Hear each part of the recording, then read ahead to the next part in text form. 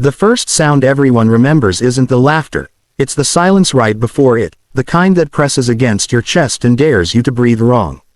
She's on the cold floor with a chain tugging at her collar, eyes wide, hands shaking, and the crowd is counting down like it's a game show. Nobody notices the way she steadies her breathing, the tiny pause where fear gives way to something harder, sharper. They think this is the end of her dignity. They don't know it's the beginning of their reckoning. She grew up invisible, the kind of girl teachers forgot to mark present and classmates learned to ignore unless they needed someone to humiliate. Money was always short, meals were smaller than promised, and dreams were something you kept folded and hidden so nobody could tear them apart. School hallways were arenas long before she ever stepped into a ring, places where names cut deeper than fists and rumors traveled faster than truth. The bullies learned early that she wouldn't fight back. Silence, to them, looked like weakness. They never asked why she flinched at loud noises or why her hands were always wrapped in old bandages she claimed were for chores. They didn't know about the nights.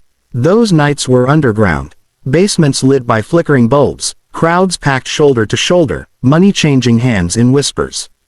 That's where she learned how pain could be measured, controlled, and returned with interest.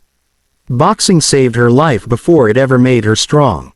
Each punch taught her boundaries, each bruise taught her patience. She fought under a borrowed name, hid the cash in shoeboxes, and came home before dawn to sleep like nothing extraordinary had happened. Strength, she learned, didn't need witnesses. It only needed purpose. At school, the bullies grew bolder. They filmed their cruelty, turned humiliation into entertainment. The day they dragged her into the center of the hallway, they thought they were writing her final chapter. The chain wasn't tight enough to choke, just tight enough to degrade. The command to bark was met with laughter, phones raised, countdowns shouted. Her heart hammered, but not with panic, recognition. The rhythm was the same as before a bell rang in the ring. She lowered her gaze, not in surrender, but in focus. Survival had taught her when to wait. She complied just enough to keep them close. Close enough to smell the cheap cologne and adrenaline. Close enough to see the cracks in their confidence. When the countdown hit 0, one of them yanked the chain harder, expecting a breakdown. What he got was a stillness that made the air change. She rose slowly, eyes steady, voice calm. No shouting, no threats, just a promise carried in her posture. The crowd's laughter wavered, unsure why the joke suddenly felt dangerous. The first move was defensive. She slipped the pull, stepped inside the reach, and the chain went slack. Muscle memory took over. A shove became a pivot. A grab became an opening. She didn't throw wild punches. She placed them, clean, controlled. The hallway echoed with gasps as confidence collapsed into confusion. Phones dropped. Someone screamed. The bullies backed away, stumbling over their own shock, realizing too late that the girl they'd practiced humiliating had been practicing something else entirely. Security arrived to chaos, but the truth had already spread. Videos flipped from mockery to disbelief. Teachers asked questions they should have asked years ago. Administrators whispered about liability. And she stood there, hands trembling now, not from fear, but from the release of it. She didn't smile. Victory wasn't loud. It was quiet, like finally exhaling after holding your breath too long. Just when everyone thinks the story is over, when the bullies are suspended. Apologies are staged, and sympathy pours in, the real hook tightens. Because power doesn't like being exposed, and the underground doesn't forgive secrets easily.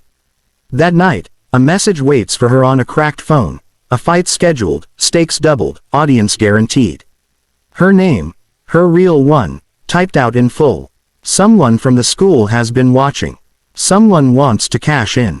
She shows up anyway. The basement is louder than ever, the crowd hungry for spectacle. This time, there's no mask, no borrowed name. The announcer hesitates, then says it. Gasps ripple. The story has traveled faster than she has. They expect a show fueled by rage. What they get is discipline. She fights like someone who has nothing left to prove and everything to protect. Each round is a lesson. Control over chaos, courage without cruelty. When the final bell rings, the crowd erupts, but she doesn't raise her arms. She looks straight at the camera and says one thing.